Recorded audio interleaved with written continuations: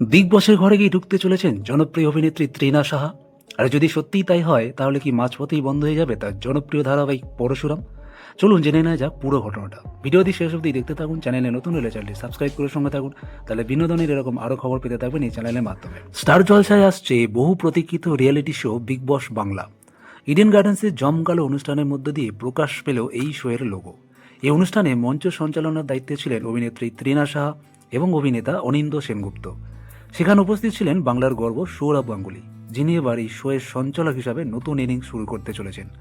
অনুষ্ঠান শেষে তৃণাকে সরাসরি প্রশ্ন করা হয়, তিনি কি বিগ বস বাংলার প্রতিযোগী হচ্ছেন? এই প্রশ্নে প্রথমে হেসে ফেলেন অভিনেত্রী, তারপর স্পষ্ট জানিয়ে দেন, এই বছর তো মনে হচ্ছে না, আর আমি যদি চলে যাই তাহলে তটিনী চরিত্রটা আর পরশুরাম ধারাবাহিকের কি হবে? তবে এখানেই কিন্তু গল্প শেষ নয়। তৃণা কিন্তু একেবারে দরজা বন্ধও করেননি, বরং ইঙ্গিত দিয়ে বলেছেন আগামী বছরের সুযোগ এলে তিনি অবশ্যই বিগ বসে যেতে চান। এদিকে শোনা যাচ্ছে এই সিজনের চলতি ধারাবাহিকের অভিনেতাদের নাকি রাখা হবে না, তাই আপাতত তৃণার বিগ বস যাত্রা স্থগিতই থাকছে। জানা যাচ্ছে চলতি বছরের সেপ্টেম্বর মাস থেকেই শুরু হতে পারে এই শো, আর চলবে টানা 6 মাস। আপনারা জানেন যে বাংলায় প্রথম বিগ বস শুরু হয়েছিল 2013 সালে। তখন সঞ্চালনায় ছিলেন টলিউড সুপারস্টার জিৎ।